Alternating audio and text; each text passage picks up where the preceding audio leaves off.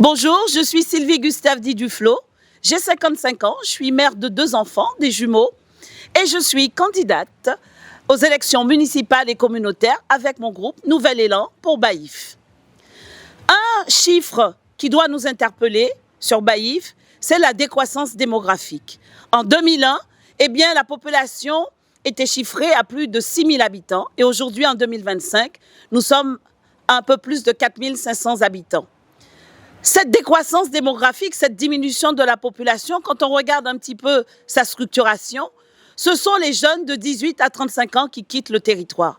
Et ils le quittent parce que tout simplement par manque d'attractivité, manque d'emploi, manque de logement, et ils vont aller dans les communes limitrophes ou alors ils vont aller vers le centre, vers Cap Excellence.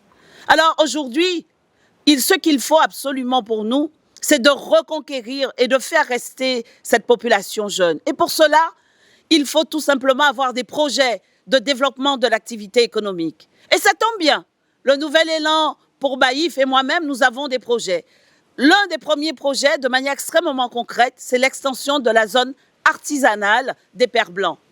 Cette zone, à son extrémité, il y a un aérodrome départemental qui empêche son extension. Or, aujourd'hui, le conseil départemental est en train de faire un audit sur l'orientation de cet aérodrome. Et donc, nous, ce que nous voulons proposer au conseil départemental, sur les 9 hectares, qu'on garde 3 hectares pour un héliport qui permettrait l'évacuation de la population en cas de catastrophe naturelle et que nous puissions récupérer les 6 hectares restants pour pouvoir faire l'extension de la zone artisanale. Nous avons également la zone industrielle de Blanchette. C'est une zone encore embryonnaire, mais on peut la développer.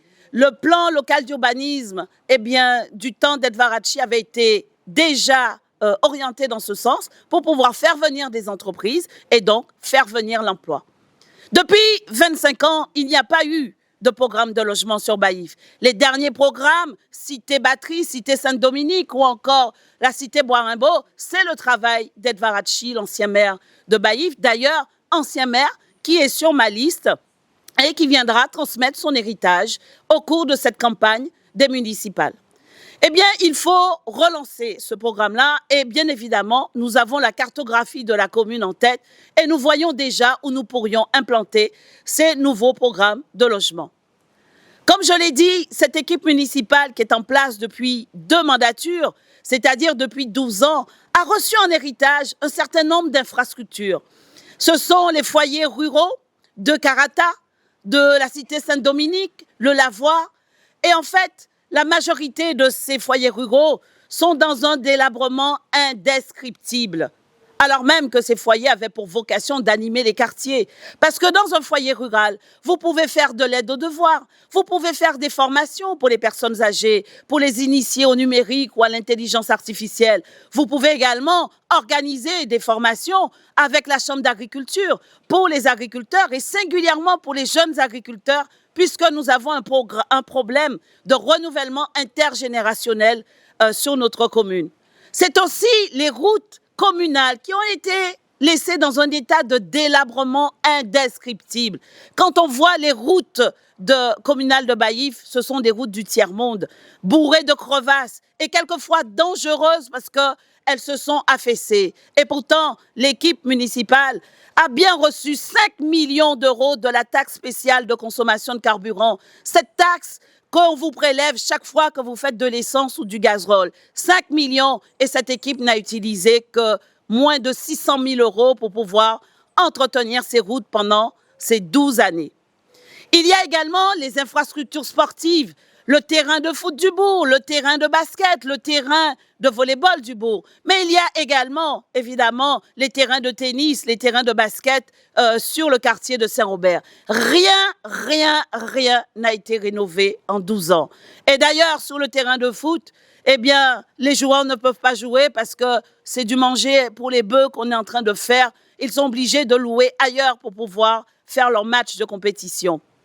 Alors, je le dis très clairement, il va falloir changer de paradigme. Et avec le Nouvel Élan pour Baïf et moi-même, nous avons des projets. Nous avons des projets pour que les jeunes puissent être véritablement intégrés, accompagnés et que que ce ne soit pas la rue qui soit leur territoire. Nous voulons accompagner les clubs sportifs, nous voulons accompagner et rénover les infrastructures.